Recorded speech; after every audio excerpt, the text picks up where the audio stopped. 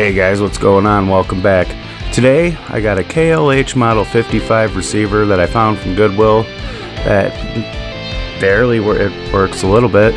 I've already popped it on the bench, so let's go ahead and let's get into this thing. Let's see what we're working with here. So this is the KLH Model 55 from circa 1973, and I started cleaning this thing up, and this thing is in like really good condition.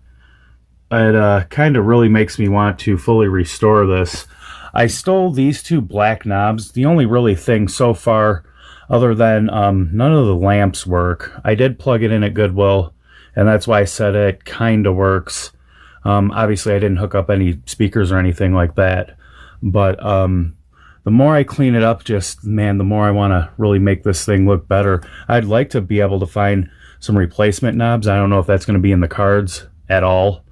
But either way, stole those from another thing I got from Goodwill, which is going to be the next project. Look out for that. And a couple things I noticed. You can see I'm spinning the knob, and I'm imagining that the little string, usually it's a string or something in there, is disconnected, and that's not working. Like I said, none of the lamps worked, so none of the lights worked. It's really good, except for it does have kind of some excessive wear. You can't really see it, but you know, some of the writing has come off because of it, but can't really see it there. But in person, there's some noticeable wear there. But other than that, man, everything is like, it's really nice. It's got bass and treble controls, and then your balance. The only thing is it does have the old volume control switch. But it has some pretty cool things. There's a contour switch. Not exactly sure what that's going to do. You got a low and a high filter. So I'm kind of interested to see what that's all about. Mono mode, and then your tape monitor switch. And then there's actually two speaker hookups, your main and your remote. We'll go around the back and check that out. Property of cable TV company. Do not remove. They listened. So yeah, some antenna connections. It's got an unswitched thing, so you know you can hook something else in your hi-fi up to it and power it. Got our AM antenna. There's the output for the remote speakers, and then it's got main speakers. So the remotes are actually the RCA types, and then your main, you can just have, you know, your regular wired outputs, but have an output for tape, input for tape. Got an auxiliary input and then a phono input, and then there's our ground right there. And what else is there? Guess that's about it. Fuse holder. A couple more fuses down there. Now I'm not really sure why this is like this, but if anyone out there knows, I'm sure there's supposed to be a plate that goes under there. If anyone kind of knows what goes under there, let me know. I don't really see anything out of the ordinary off of first glance, but I just thought that was kind of weird. So now what I'm going to do, which is kind of sketchy because I don't have my voltmeter here, is I'm going to go ahead and I'm going to hook up this AudioVox speaker, and then that's an Optimus. I forgot the exact name. Like the realistic Optimus 7, Pro 7, I don't know. Either way, I'm going to hook those up, and normally I wouldn't recommend doing this because you kind of want to check DC at your output, but I think it should be okay. Like I said, I plugged it in, it didn't really seem like, it didn't give off any magic smoke or anything, so we're going to hook these speakers up and check the tuner first, see if we get anything to come out of the speakers, and then probably hook up something in the auxiliary, see, you know, if we can get any sound out of there, and then kind of go from there, and then maybe diagnose, if it doesn't work, why, and diagnose the lamps and stuff like that. And I just kind of would like to take the cover off of it and, you know, check out what's going on with it. But this thing's really clean, and I definitely think it would pair really well with the Pioneer CS66Gs. They're from around the same time. This is from 1973, like I was saying. That's, I think, the year right before the receiver wars started. So this is only 13 watts per channel, but the THD is very low. From what I've read, the very little that I've read, it actually has, pretty good sound. So something that stuck out was it was an entry level. Someone kind of referred to it as an entry level for somebody who was looking to get into like the Klipsch sound from the time. So yeah, I don't know. I'm excited. So hopefully this thing works. If it doesn't, we will make it work. All right, so here goes nothing. I got the speakers hooked up and it's plugged in. It was a good little pop.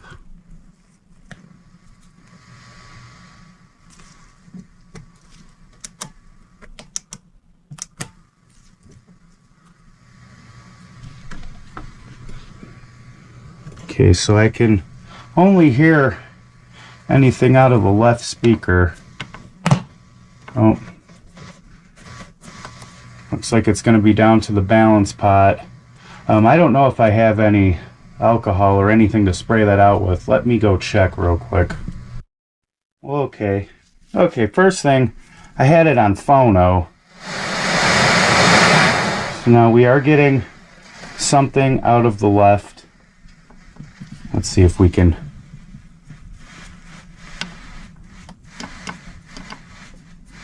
That ain't doing anything.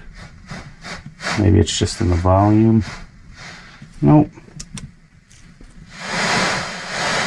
So it appears the right channel is not working. That might just be down to this volume pot, because I did get it to kind of crackle and pop there a second ago.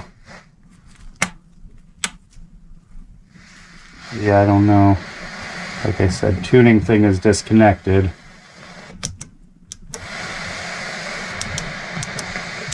Okay, so those filters are obviously going to cut. Contour just with the static kind of sounds like it's going to be a loudness adjustment. I wonder if we should, let's hook up some headphones to that, see if that works. I'll go ahead and turn this, turn it down.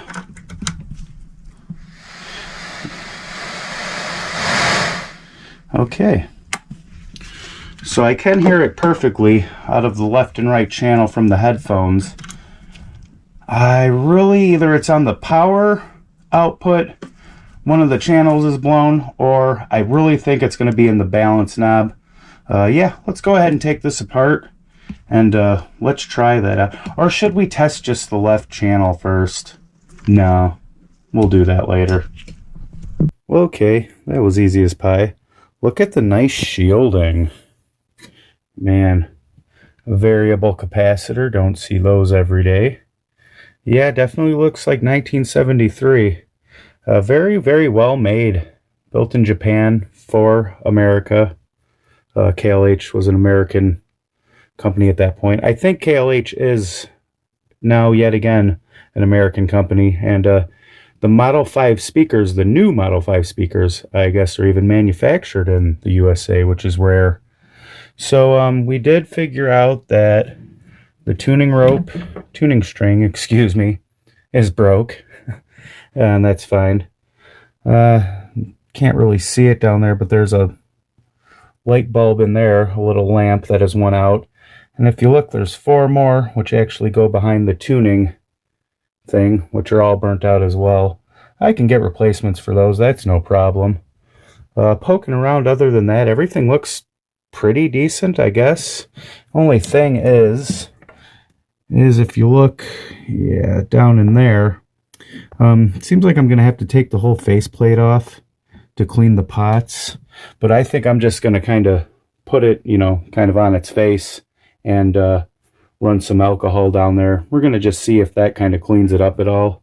And then maybe, now we can actually move this capacitor and tune it. So maybe we can pick something up. If not, we'll hook something into the auxiliary. But yeah, I'm going to go ahead and douche that out, and hopefully that works. He suffered to his father. Ladies and gentlemen, we have a receiver. Both speakers are working.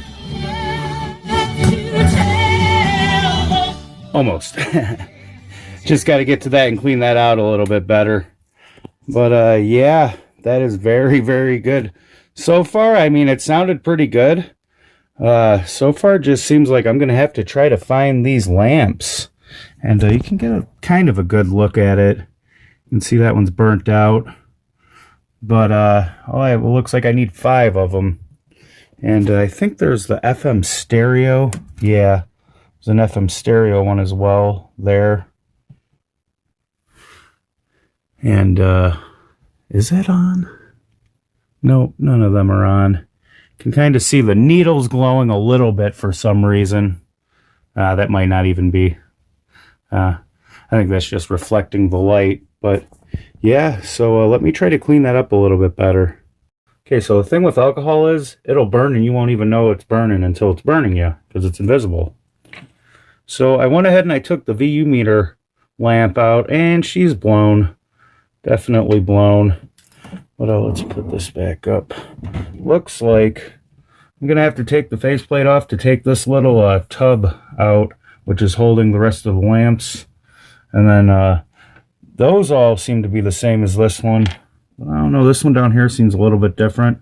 I'll try to figure something out for that. I don't know, maybe I can even convert them to LED. That will be for the future episode, the part 2 of this. But for now, I cleaned it out a little bit more. We're going to let it dry, and then I'm going to try to hook up an auxiliary to this and try to get a good kind of just a feel for how it actually sounds, because the radio sounded great, so I kind of have high hopes for it. Okay, so new problem has arisen. Our volume control, well, volume / power control, the power control doesn't work anymore. And I was getting sound out of the left speaker. I'm not now. And it's got one, like I said. So basically, next thing on the list is definitely going to be one of these funky, I hate them so much, the power knob / volume pot. But one cool thing I did notice, if I can get there. Oh, now it's not going to do it. Cool. It does that when you put it on the phono. But this FM stereo was lighting up. Apparently it's intermittent. But let's go ahead. We got it on auxiliary. And I'm listening to the audio library on my phone. It's called Tokyo Cafe. If it'll go. Alright, so Tokyo Cafe. We got queued up.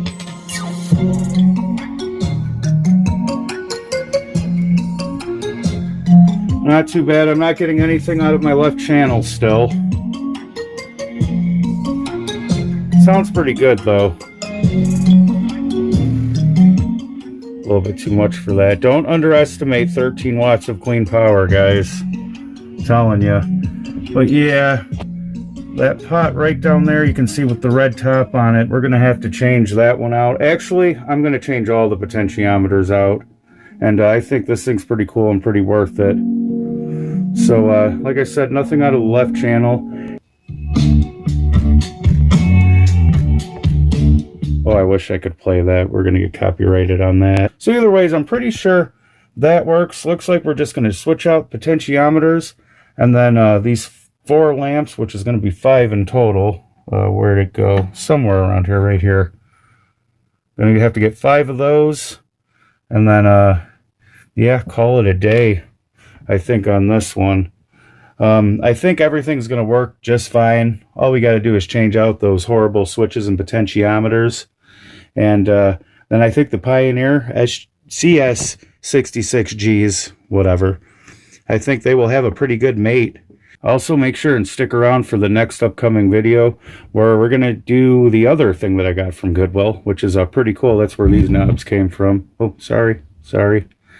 And it's going to be pretty cool. We're also going to do the part 2 on this. Let me know down in the comments any questions, comments, any help, or if you know anything about these receivers, any other steps I should do, go ahead, put them down in the bleep loops. And thank you guys so much for watching, and hopefully we'll see you in the next one. Go ahead and subscribe. Why not? You don't have to like, just subscribe. No, you can like too if you want. Do whatever you want. But yeah, thanks guys. Have a good one. I want that VU meter to work.